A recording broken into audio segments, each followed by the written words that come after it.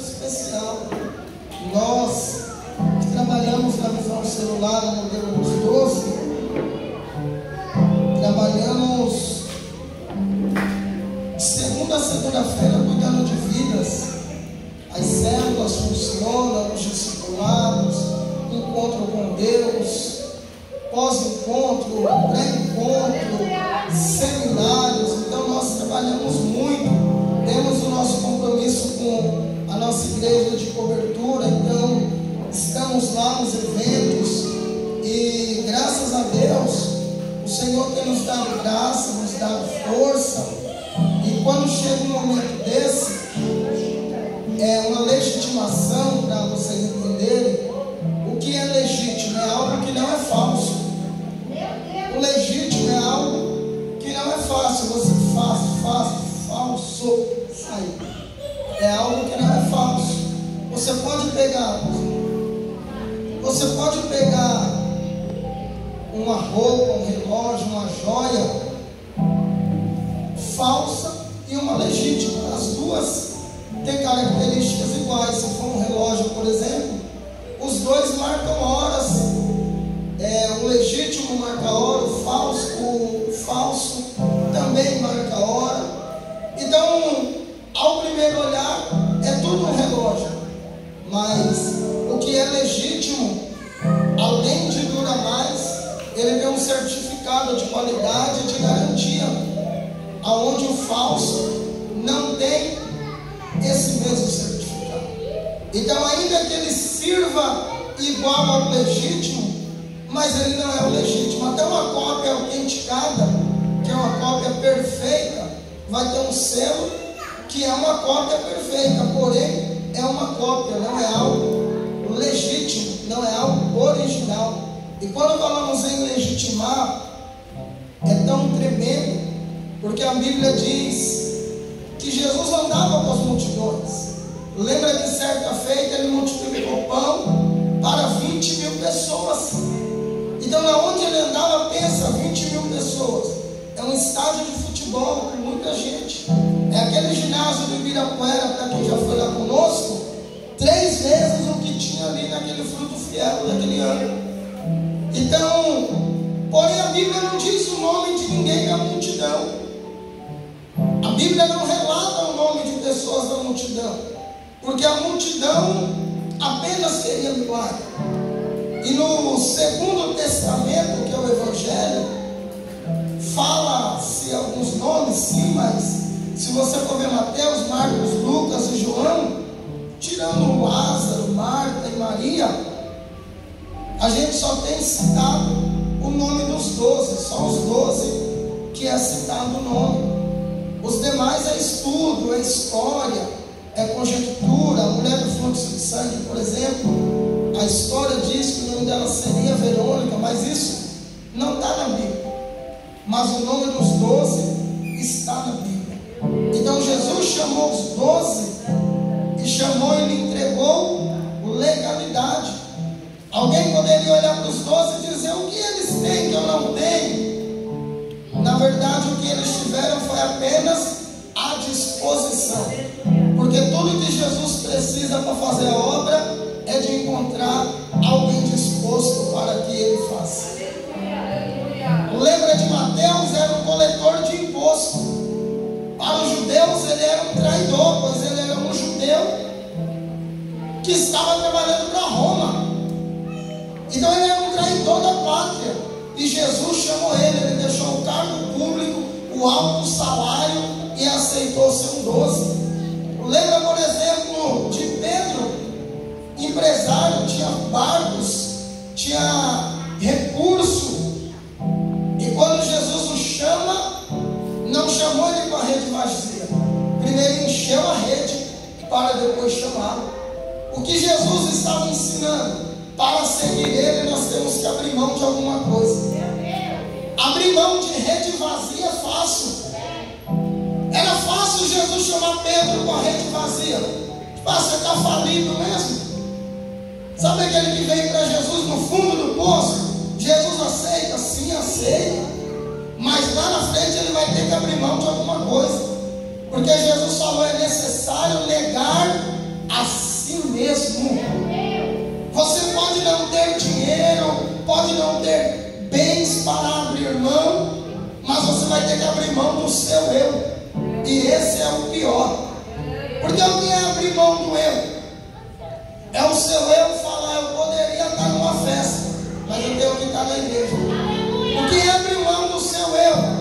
Eu poderia não ir para o culto porque minha vida não está boa, mas eu não sou o que o mundo diz que eu sou. Eu sou o que Jesus diz que eu sou. Como diz o louvor, diz que amado sou. Então não importa se o mundo diz que você não é. Jesus diz que se você quiser, Ele te faz ser. Então todo mundo vai ter que abrir mão de algo. Mas seria fácil para Pedro falar: quer saber? Já que o mar não deu nada, eu vou seguir Jesus.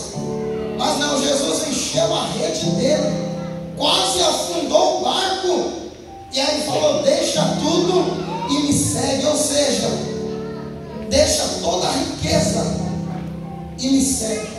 E Pedro deixou e seguiu. Então, um 12 de primeira, segunda, terceira geração, seja qual for, ele não é melhor do que ninguém, mas ele é alguém que mostrou que está disposto a ser o que Deus quer que ele seja. E a primeira geração de uma igreja, ela é o governo da igreja. No modelo dos 12, tratamos de governo. Deus levantar 12 homens e 12 mulheres. Pode ser casal ou não. Se tiver 12 casais, maravilha. Se não for casal, amém. É o nome de um lado e a mulher do outro. Porque não é ajuntamento de dupla, é ajuntamento de discípulos para fazer a vontade do Senhor. Então pode ser uma mulher de um lado, um homem do outro, até os dois dirigirem a mesma célula, ou até células diferentes, isso daí indifere.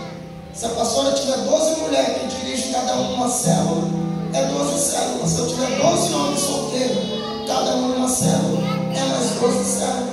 Mas hoje nós começamos a desenhar o governo da vida plena e vamos legitimar 2 discípulas para o glória do Senhor. Eu gostaria de chamar aqui a discípula Laís e a discípula Lucy. Aplauda o Senhor para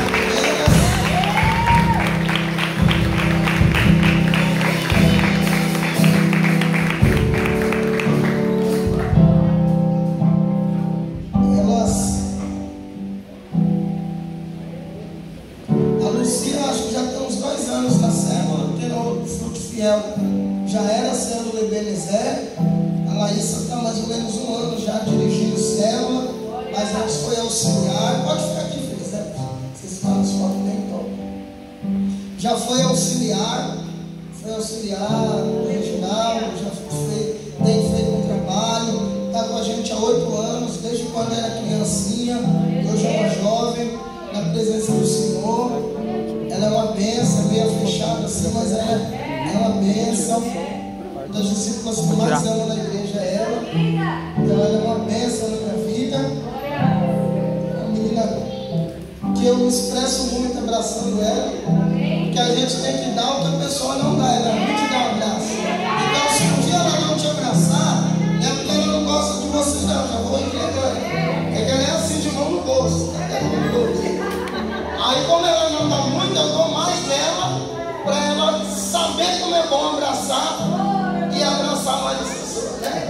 Ela é uma bênção.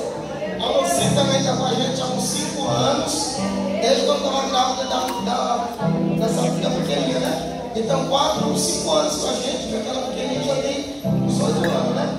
4, pequenininha, mas já tem 4. Então com a gestação já está 5 anos, transicionaram conosco e tem dado frutos para a glória do Senhor. A Laísa dirige uma célula aqui, vem de lá do São José para dirigir a célula, que vocês vão ver com a camiseta preta, porque só para vocês entenderem, cada tribo, cada célula tem uma cor. Então por isso nós fazemos parte do mesmo arraial, que é o arraial de Jesus.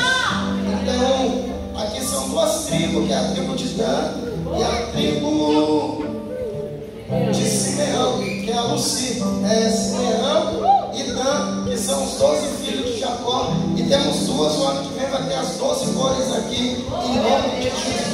Amém, igreja? Então eu gostaria de pedir para vocês se colocar de pé, nós vamos orar por elas. Vamos orar por elas. Consegue se ajudar aí, Vasco? Vai? Pode deixar só do altar acesa, se pode baixar as luzes. Não, deixa tudo, filha, que é melhor para as fotos, né? Vamos orar, igreja. Só estende as mãos aqui. Pode pôr o seu. Estenda as mãos para cá, se a igreja puder.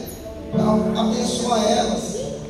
Pai, soberano Deus, aqui está as tuas servas, aqui está as tuas filhas diante do Senhor. Queremos abençoá-las com toda sorte de bênção. Queremos impor as mãos sobre as vidas delas, porque sobre elas já está colocado a tua unção, a tua liberação. Queremos abençoar elas hoje, Pai, debaixo da palavra do Senhor que mostra que os 12 receberam autoridade, legalidade, e aqui elas estão hoje diante da igreja, Pai, para receberem autoridade, legalidade, para darem frutos e frutos de excelência.